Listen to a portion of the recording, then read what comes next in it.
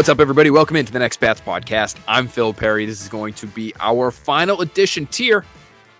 Pour one out for Next Pats until we're back right before training camp.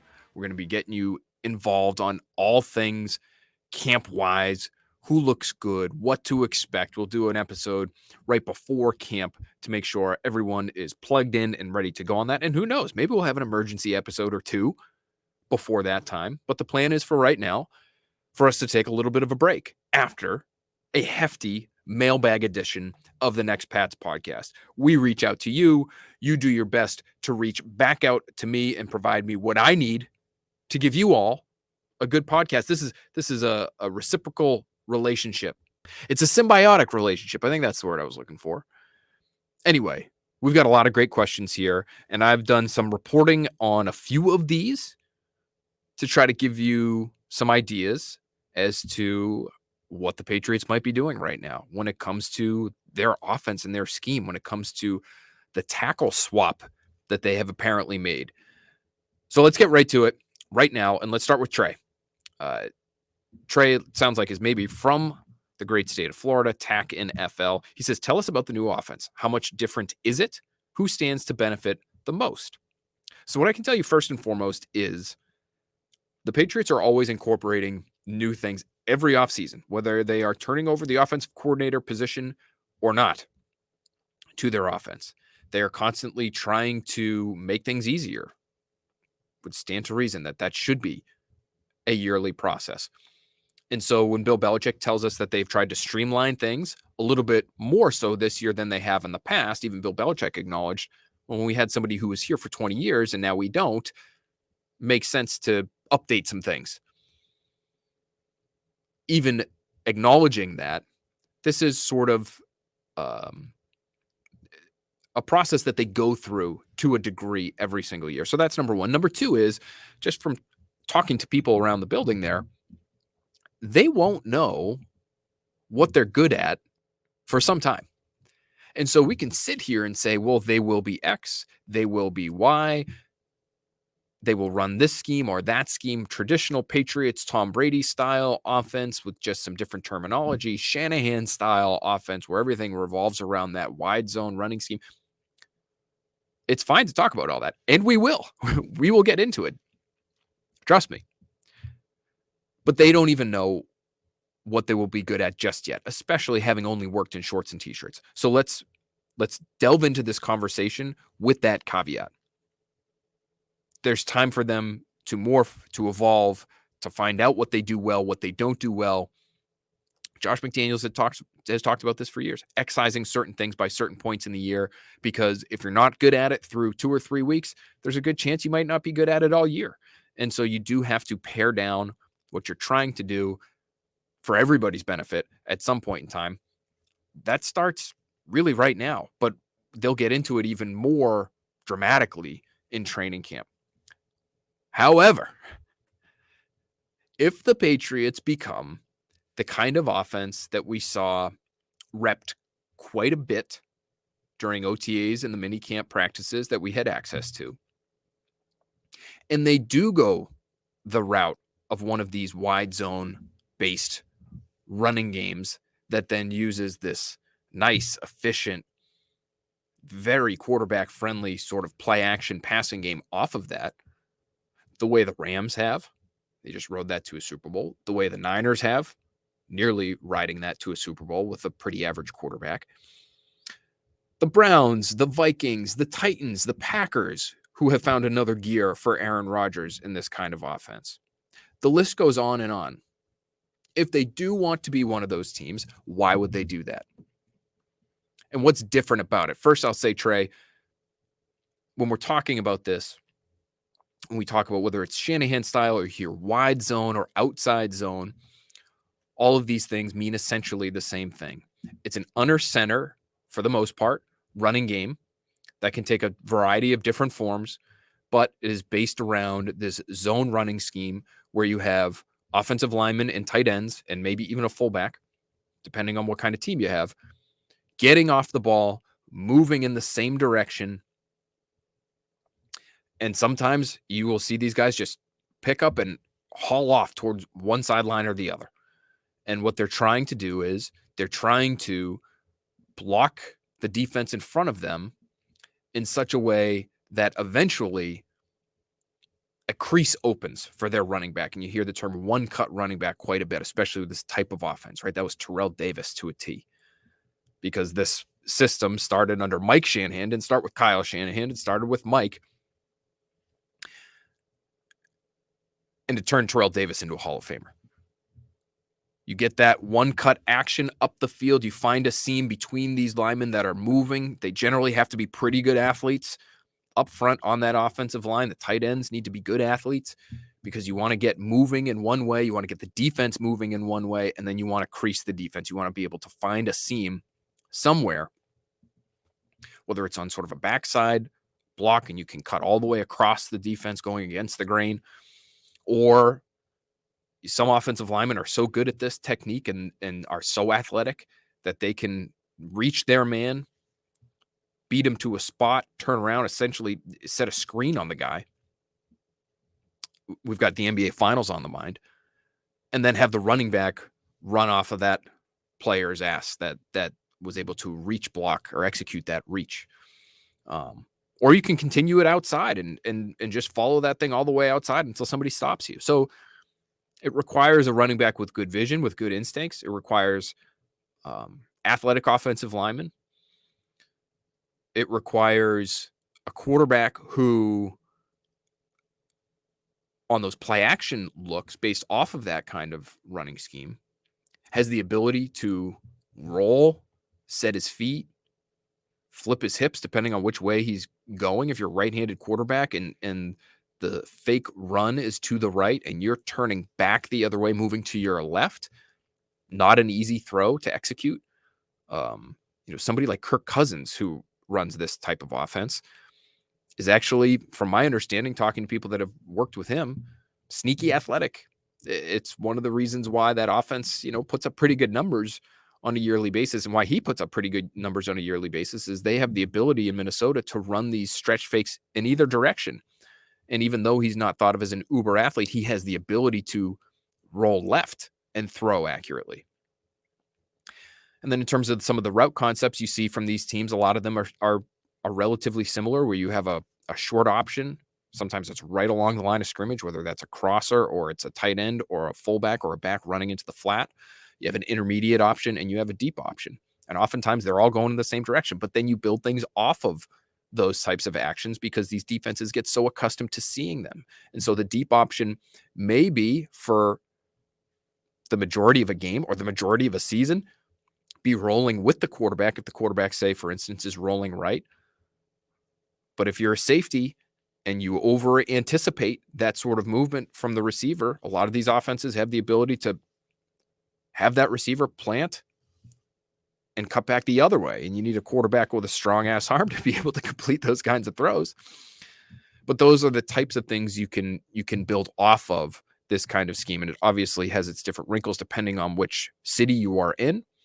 A lot of places have their own twists to this that make it their own. The Rams, for instance, use a ton of motion. A lot of these offenses use a lot of motion, but the Rams use a ton of motion. They use a lot of condensed splits. They're just trying to give their offense as much spacing as possible. And so they have a lot of really smart offensive minds that are coordinating these types of attacks. So why would the Patriots do it, I guess, is the question. And having spoken to some people around the league, people that work in these types of offenses, one thing that came up with me is that it would make sense for the Patriots to start to emphasize this stuff more, because from an offensive line coaching perspective, it might be a little bit more simple than running a complicated gap scheme. Getting these offensive linemen to get off the ball and to react and to use their athleticism. Now, there are some great offensive line coaches that have directed the offensive lines in these schemes. And so I would never say it's easy, but the learning curve, my understanding, is maybe a little bit flattened for a scheme like this one, and may exist in a different fashion than a scheme like what the Patriots have really relied on for a long time, which is incredibly varied, right? They have this ability to run these outside zone plays, and they always have, but they've also run a lot of power. They've run a lot of counter. They've run wham plays. They've run these quote unquote gap plays with pulling offensive linemen, a lot of movement up front. And so that to me was one reason why the Patriots might go to this. If Matt Patricia is coaching the offensive line, or if Billy Yates is coaching the offensive line, there's turnover there. There's somebody who has not run an offensive line room going to be running that offensive line room. And so shifting to emphasizing more of this stuff may be beneficial for that person. This would be interesting to me because some of the people that I've spoken to, my understanding is Detroit under Matt Patricia kicked around the idea of emphasizing more of this outside zone, this wide zone running game, and some of the plays that you can use off of that while Patricia was the head coach. And he sort of balked at that idea. And so if he is going to be the offensive coordinator, which it looks like he's trending in that direction, did he have a come to Jesus moment? Did he see the error of his ways? Maybe he just felt like it wouldn't have worked in Detroit, but maybe it could in New England. Or is this just Bill Belichick's influence saying, hey, I really respect Kyle Shanahan. The guy is a genius. I really respect Sean McVay. The guy is a genius. These guys are running this stuff for a reason. We need to try more of it. That to me is really interesting. How did the Patriots get to this point? But I have some thoughts on that as well, because talking to coaches who are in this scheme, the personnel that you have matters, right? So if you have athletic guys up there, Cole Strange, David Andrews, Isaiah Wynn, this would be a scheme that should benefit people who move the way they do. I would put Trent Brown in there too, because he moves well for a man who is damn near 400 pounds. And Mike Owenu might be better suited to a gap scheme, sort of getting downhill as opposed to getting lateral. But he's athletic enough to be able to execute this sort of stuff. And so that's one thing that was pointed out to me. They have a pretty athletic offensive line, especially with the addition of Cole Strange. Maybe the most interesting facet to this that I hadn't really considered, if, again, this is the move that the Patriots end up making, and we'll continue to give you that qualifier. But this is fun to talk about, and it's June 16th, so let's talk about it. What did Robert Kraft tell us during the owners' meetings? He said, essentially, and I'm paraphrasing, we need to figure out ways to better use our personnel. And there were specific players that we all had popped to mind when he said that to us at the Breakers earlier this offseason. One was Nelson Aguilar, because he's your highest paid receiver, and he gave you less than 40 catches last regular season. The other was Jonnu Smith, who was playing certain games in the single digits in terms of his snap count towards the end of the season. The Jonnu Smith one, if this is this sort of running game that the Patriots are going to go to, highlighting Jonnu Smith and how it would impact him is worthwhile for us. For Kraft to say that and say, we're going to find ways to better use these guys. One way to better use Jonnu Smith would be to implement this kind of running game. And I would say Hunter Henry qualifies in this regard as well. Neither of these tight ends are behemoth run blocking first types. And I thought both struggled at times with their work in the run game. But they are a little lighter. They are a little quicker. It makes much more sense. What I've been told is it makes much more sense for them to be dropped into a running game that would emphasize these zone concepts moving forward, as opposed to maybe some of the things they were asked to do last year more frequently. So that's what was relayed to me was, boy, if they go that way, that makes a lot of sense for their tight ends, because that's who their tight ends are. Their tight ends aren't gap guys first and foremost.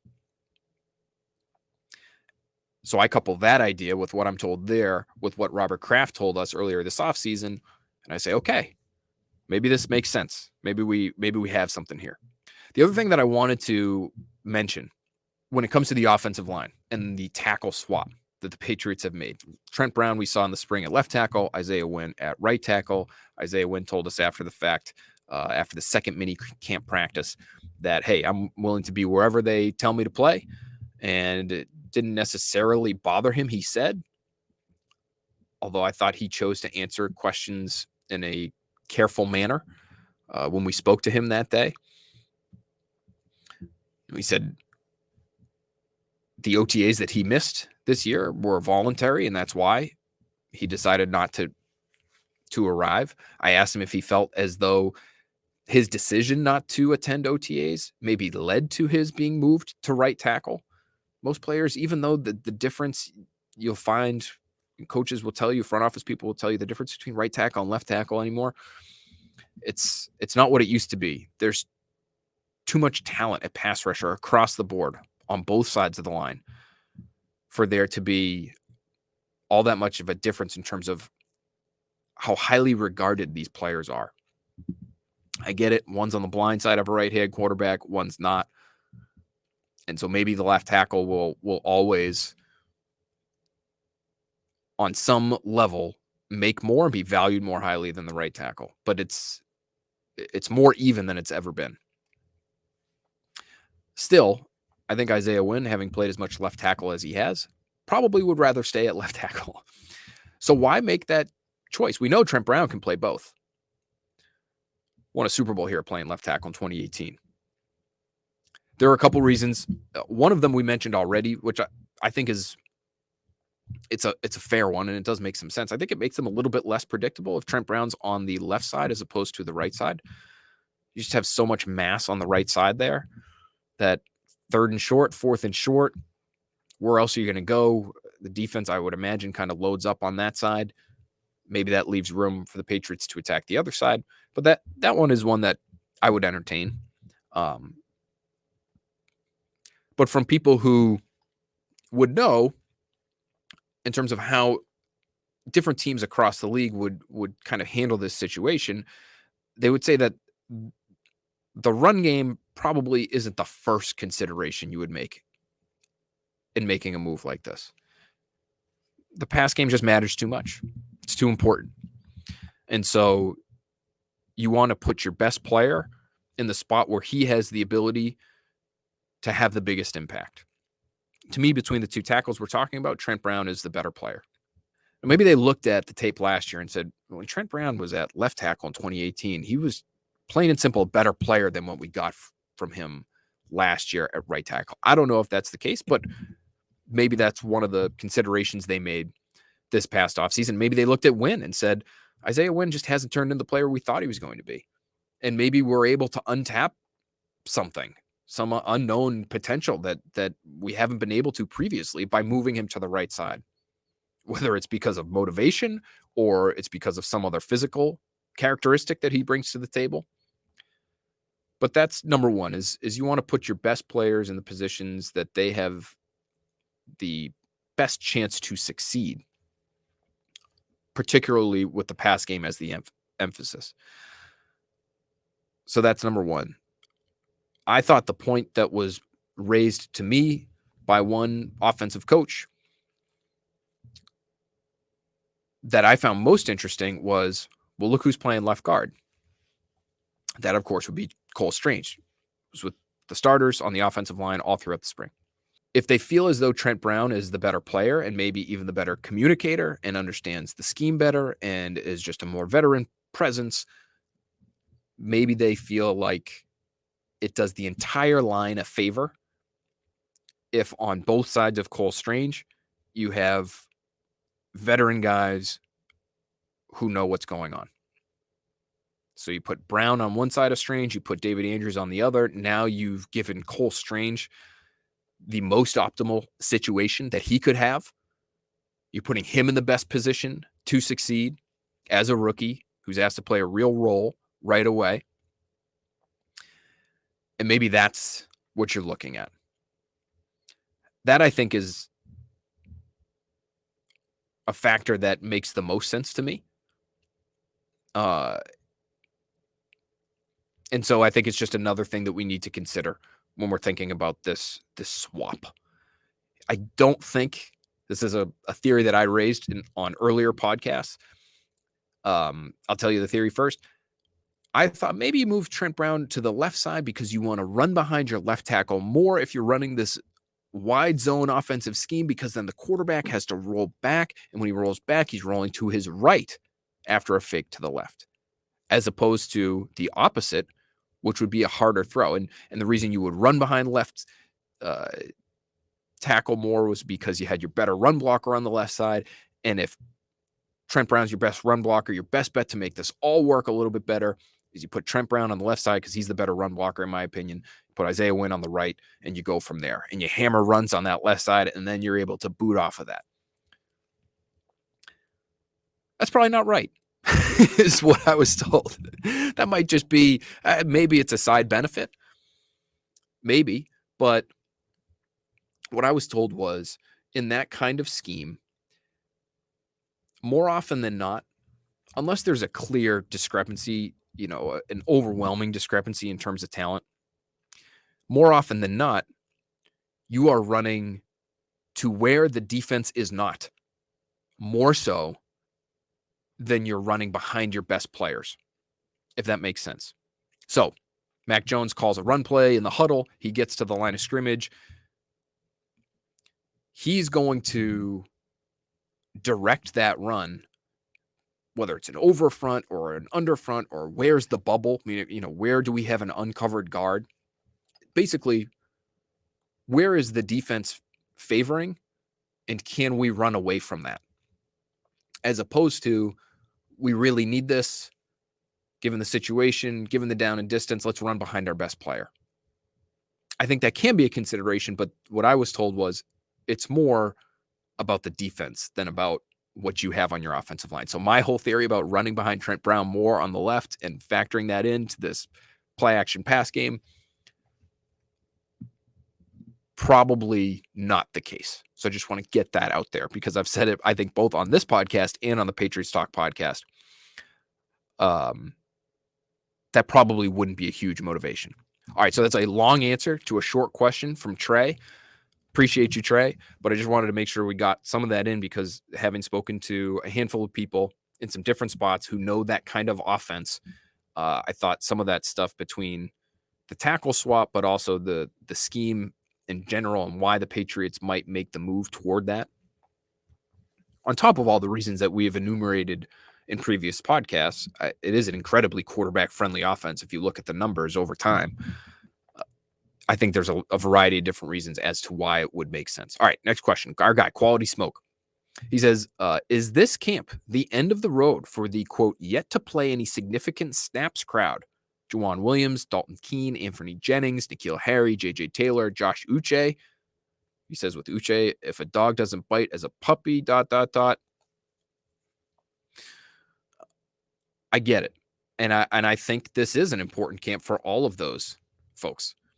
I want to run through just really quickly a flash 53-man roster that I put together.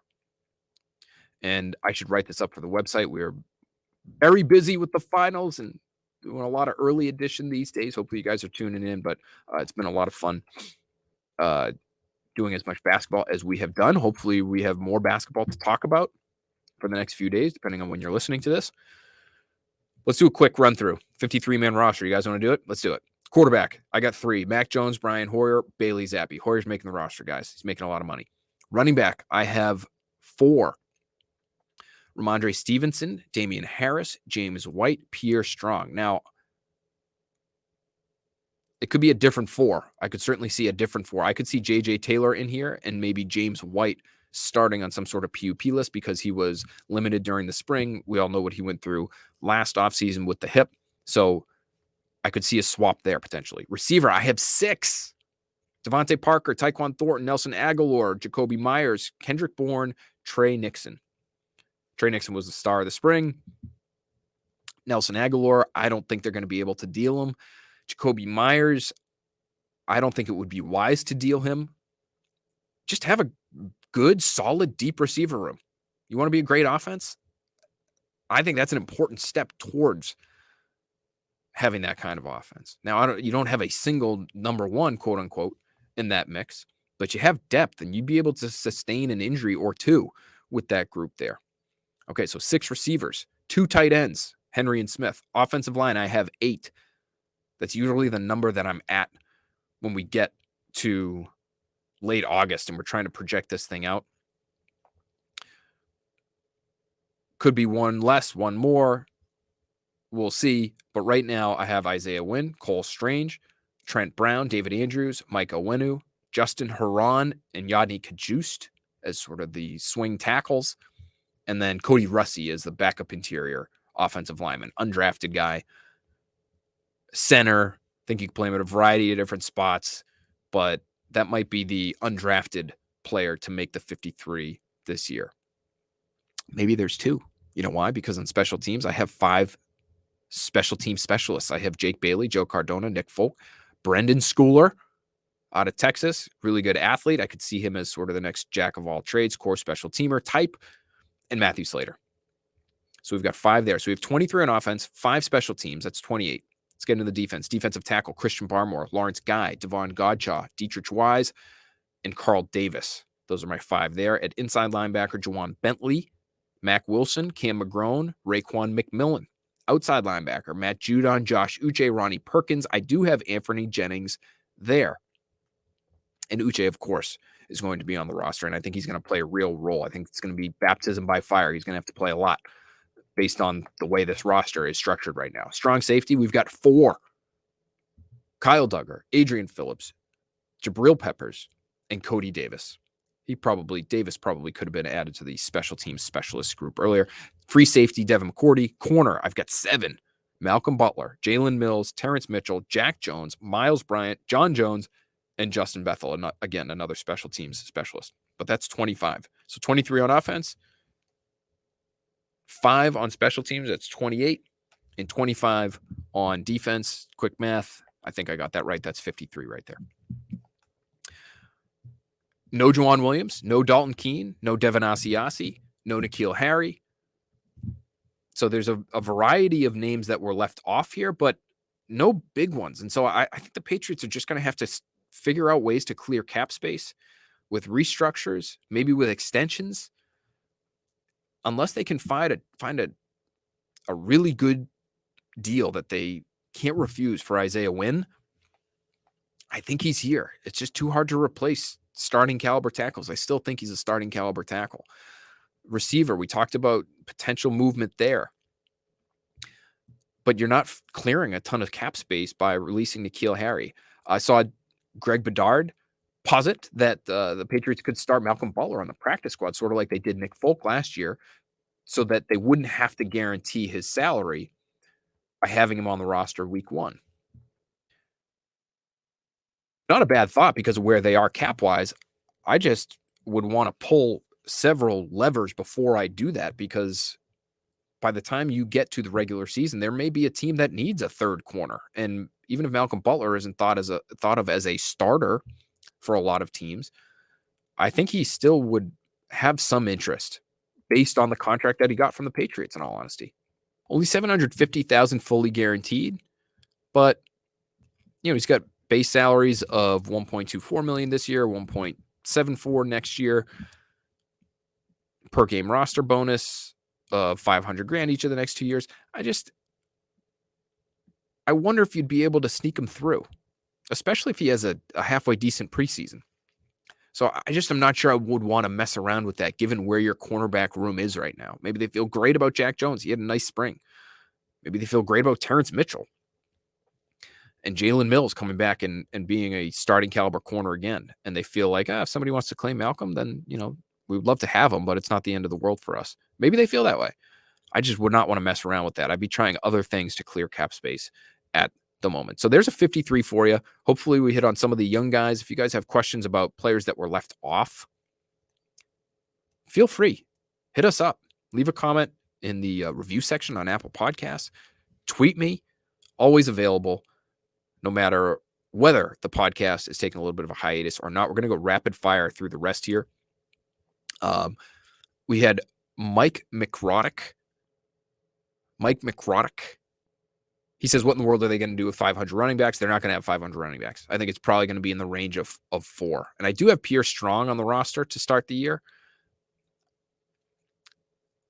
I think he might actually need to play a little bit because just based on where this sub back group is. If he can't do it, he can't do it, and they won't have him on the roster to start the year. They would probably figure out a way to get him onto some sort of reserve list. That's a tough position. I've pushed back on people who say rookies don't play for Bill Belichick. Rookies, especially highly selected rookies, play a lot for Bill Belichick generally. Rookie running backs that are asked to be third down backs, that's a tough one. As sort of the last line of defense and pass protection and route running and all of that, there's so much to pick up. It would not shock me if they figured out something to do with Pierre Strong and freeing up a roster spot there somehow. Dan Noonan also, this is also another roster question. He's just looking at the DB battles, but I think that the DB rooms are going to be loaded in terms of bodies. They're just going to be deep. I've got 5 safeties on the roster and 7 corners, so that's a lot of people. Joshua Bledsoe did not make it. Late round pick from 2 drafts ago. Strong safety out of Missouri. I like his game. I think he'd be a really good special teamer for them. But again, I think somebody you probably would be able to get through onto the practice squad and just continue to develop him there. He dealt with some injury last year that slowed him down. Jesus Fernandez says, Phil was wondering who's going to be talking with Mac Jones during the game. McDaniels did way more than just call plays. He was like the QB coach as well. Who's going to do that? Jesus, he was the quarterback's coach by title. He was quarterback's coach / offensive coordinator. The way I'm picturing it right now, Matt Patricia will be the offensive coordinator. He will be the one in Mac Jones's ear. I think both he and Joe Judge will be talking to Mac Jones during the game. My guess is it would be Matt Patricia who's doing more of that on game day, but I believe Joe Judge will be the quarterback's coach in title. And so, running those quarterback room meetings, I think Matt Patricia will have to be in those meetings if he's going to be the offensive coordinator. And so maybe there'll be some sort of co-coaching going on when they're talking about game plan and play calling versus fundamentals and individual quarterback play in a vacuum. I'm fascinated to see how it plays out, as I'm sure you all are as well. But that's my guess is Mac Jones gets the plays from Matt Patricia. He comes to the sideline and he's talking to probably Matt Patricia first. And then if there's other stuff, if Patricia wants to go talk to the offensive line, he wants to go talk to the tight ends, figure something out there. Joe Judge is sitting right next to Mac Jones, as is Brian Hoyer. I think that's the brain trust. And that's my guess, at least as of right now, as to how that shapes up. If Patricia is the offensive coordinator, I do think Billy Yates would sort of take over the offensive line room, and he would be the day-to-day, hour-to-hour, minute-to-minute coach in that room, even if Patricia still has his hands in the offensive line and in their operation as well. Tom Colo says, hey, Phil, after Mac Jones' work with Tom House, just from your own eyeball test, did you notice an increase in velocity from Mac this spring? I didn't. I don't think it's going to be the kind of thing we really notice until maybe even the end of the year to see where his strength and his durability is. The same way we may have seen his arm strength wane at the end of last year after a long college draft prep and pro season. I also think we might be able to see it when he's getting pressured and he's on the move and he's throwing off his back foot and he doesn't have his platform, quote unquote, his platform completely stable. That's, I think, where we may see arm strength. We don't really see that in the spring because there's not a lot of pressure. There's not, those guys aren't dealing with any sort of real threat in terms of taking punishment. So maybe in preseason, it's something we'll notice. But my guess is it will be something we're talking about at the end of the year, unless he's really wowing us early in the season. Guy Rhodes says, Phil, Devon Godshaw has the 6th highest cap number on the Patriots, but I never hear a thing about him, either when watching games or listening to salary cap speculation. What's going on here? Can you describe his value to the Pats? Yeah, so his cap number for this year is $10.25 million. Yikes. $6.5 million base salary. You tack on the prorated portion of his signing bonus, which is almost $3 million per game roster bonus at $1 million. It's a lot. They brought him in to be a 2-gapper extraordinaire and to be another version of Lawrence Guy when Lawrence Guy was at the height of his powers. I'm not sure he gave them that last year. I'm pretty confident he didn't on a weekly basis. Now, he did at times. I believe it was the Wind game in Buffalo where he had a career game. Not that you would be expecting that week in, week out, but that's the type of player they were hoping for when they gave him that kind of money. $9 million fully guaranteed over 2 seasons, 2 off seasons ago. So fair, completely fair to say that he was a disappointment last year, in my opinion. And somebody that we should probably have our eye on in terms of, okay, if they're looking to move some money around, how can they do this? I don't think you're trading him. And if you cut him, it's not helping you all that much. Let's look at the post June 1 cut.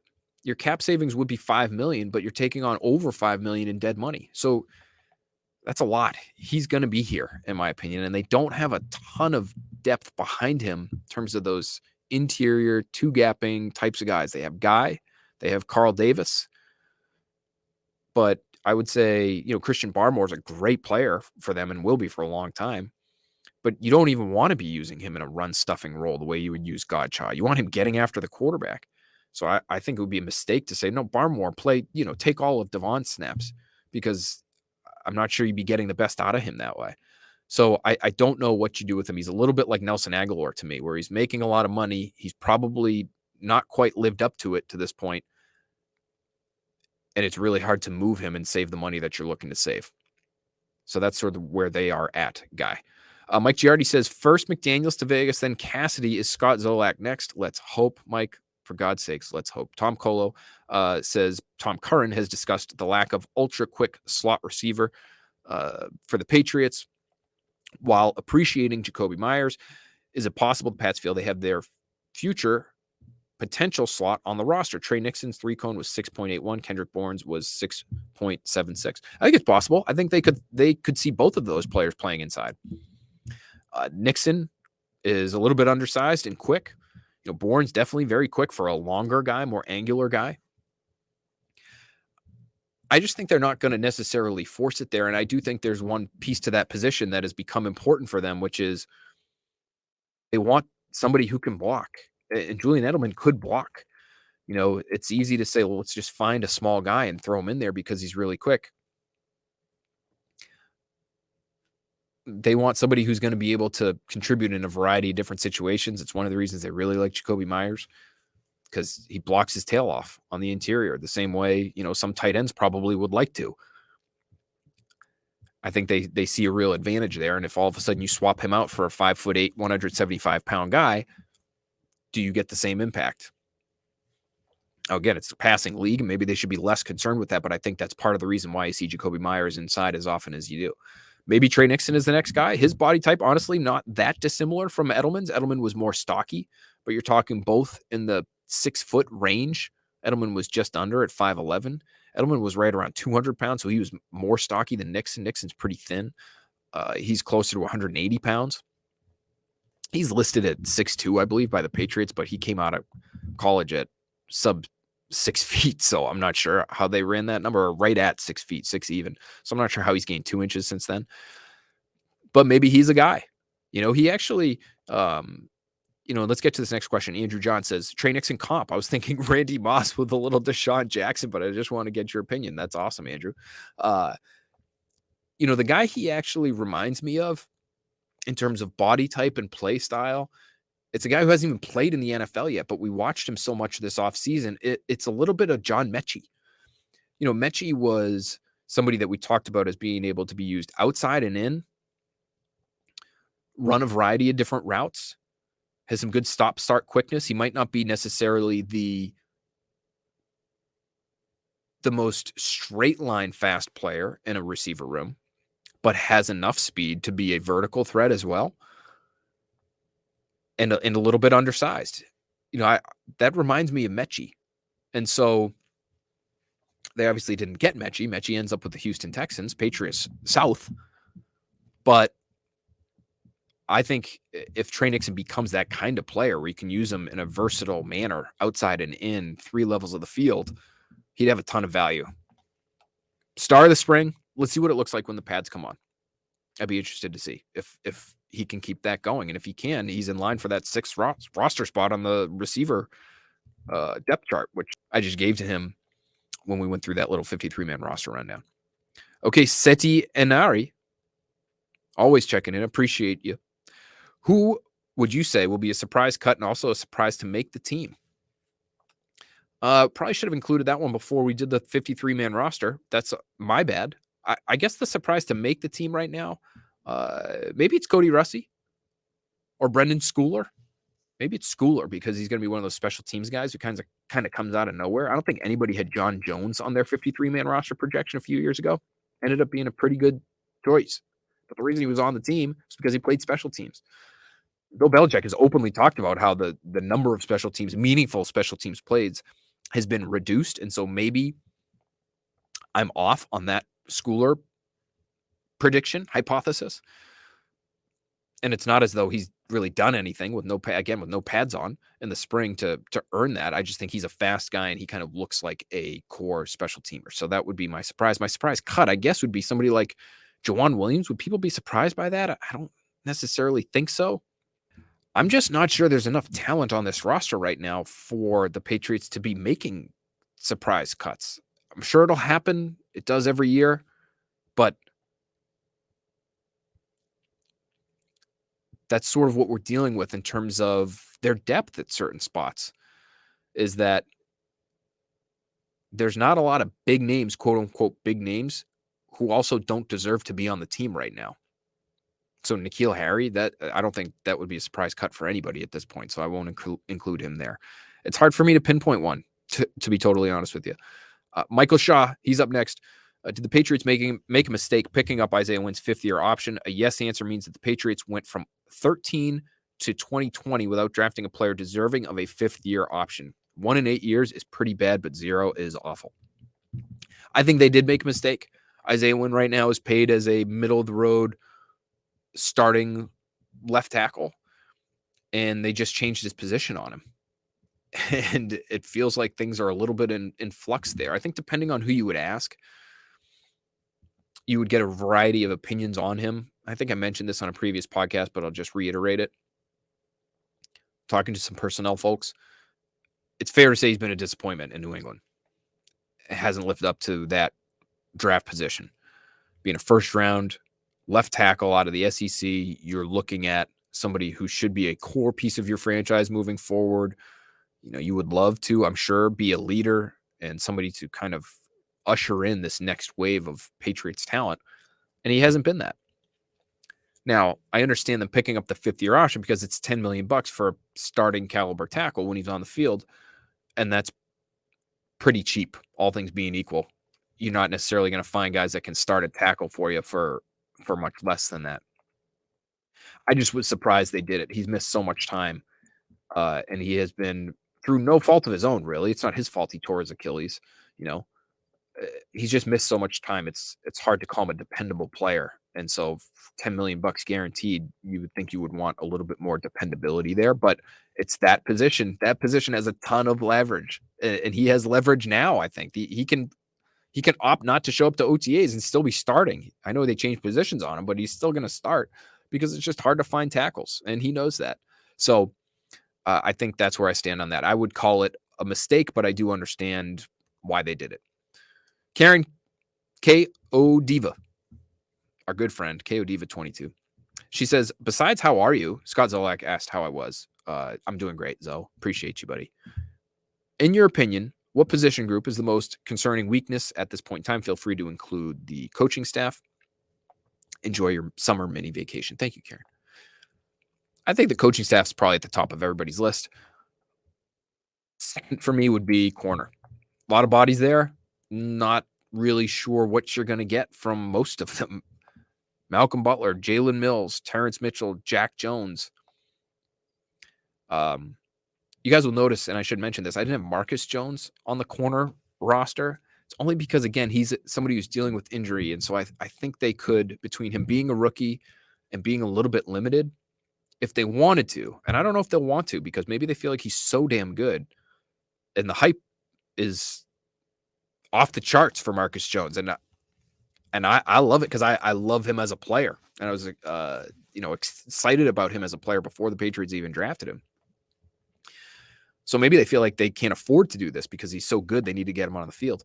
But if he's still dealing with the shoulders, he had shoulder surgery that he was recovering from. He wore a red non-contact jersey during minicamp and OTAs. But they might be able to stash him for a bit and then try to maybe bring him back. So, if he's on PUP to start the year, that wouldn't be a major shock to me. But again, I don't know if that's going to be the case, but that's why I didn't have him on that initial corner list. Maybe you add him on, and that does lead to a surprise cut. Or maybe Malcolm Butler does start the year not on the active roster so that they don't have to guarantee his salary. All things to consider, and we have plenty of time to do that. Harry Mann Jr. says, who will be the breakthrough player for the Patriots this season? Harry, I'm going Kendrick Bourne. I think Kendrick Bourne is in line for a big year. John Limbarakis, longtime friend of the pod, he said, do you think we'll see more too high looks pre-snap, post-snap? Do they utilize more modern zone concepts? I think we will see more, as John Jones put it, positionless football. I think you'll see him at safety at times. I think you'll see Devin McCourty, obviously, at safety in the deep part of the field. At the second level, obviously, Kyle Duggar can do both of those things.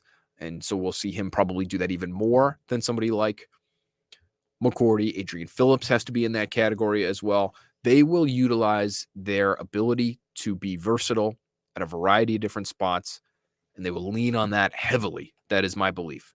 So that could mean more too high looks pre-snap. It could mean more too high coverages, period. I think it's going to mean a lot of disguise, which the Patriots have always been known for. But that, I think, is very safe to assume. I don't know if they just go too high to sort of discourage the downfield passing game, as teams have tried to do. But I think they're just going to try to keep teams on their toes. They're going to try to confuse them. That's probably their greatest strength defensively right now, is their versatility in the secondary. They have a great pass rusher from the interior. They have a good pass rusher on the edge in Matt Judon, so they have some talent there. But I think it's their second and third levels where they can mix and match pieces that makes this defense really interesting. Jabril Peppers is part of that. Sam Cruz asked about Peppers. He says, how does he fit in? Strong safety, second level guy, linebacker level guy. I was told when he was signed by the Patriots, probably more of a zone guy than a man-to-man guy at this point in his career, but somebody who can play a little bit of everything at the second and third levels. And so, again, he fits into that mix. You put him on the field with Duggar and Phillips and John Jones, and maybe Marcus Jones. There's a lot of speed and athleticism they can get on the field. Maybe there's only one true inside linebacker on the field in those situations, but maybe it's Cam McGrone, who runs really well. And so I think they will have a faster looking defense, even though you look at their additions this offseason. I really like Mac Wilson. I think he could play a real role for them early. But he, outside of Peppers, I guess, is probably, in terms of your non-corners, so you're kind of like versatile middle of the field pieces. Was he the splashiest defensive move they made this offseason? So you had Peppers, you had Wilson, you had Malcolm Butler. I just think you're going to be able to get lighter and faster and more versatile defensively this year. The one area that I have some questions about is up front, and specifically on the edge opposite Matt Judon. Are they going to be able to generate enough pressure to take some of the burden off of those versatile pieces that I just mentioned? All right. Great bag. Really appreciate everybody for checking in. Have a lot of fun talking about all of this stuff. It's a great time of year to overreact. Even the coaches around the league that I talk to are doing the same thing. They almost don't even want to do personnel meetings, I've been told at times. It's dependent on where you are, because you're overreacting to everything you see on the field. And nobody's in pads. The entirety of your playbooks may not necessarily be installed. And so one player may look great this time of year, and then it's a different game that they're playing, a month and a half from now. But overreact, we will, on an annual basis, because it's fun. It's all fun. And everybody, I know, listening to this podcast understands. Nothing's set in stone right now. So we could talk about wide zone for 4 hours. Maybe we hardly see it in 2022. That's sort of the beauty of this time of year, is we can tell you what we see at practice and roll with it. Let our imaginations run wild. Think about what might come next. That's the beauty of this podcast as well. We have no idea what's going to happen, whether it's with individual players, rosters, teams, schemes, what concepts are going to be used. We don't know. And a lot of times these teams don't even know. But that's what makes it fun, thinking about what we may see come the fall. All right, everybody, that's going to be it for Next Pats. Again, maybe we'll talk to you soon on an emergency style pod. Maybe we won't. If we won't, we'll talk to you before camp and we'll do a training camp preview. But until then, hopefully everyone has a very safe, happy, extraordinarily fun summer. And we'll talk to you very soon right here on Next Pats.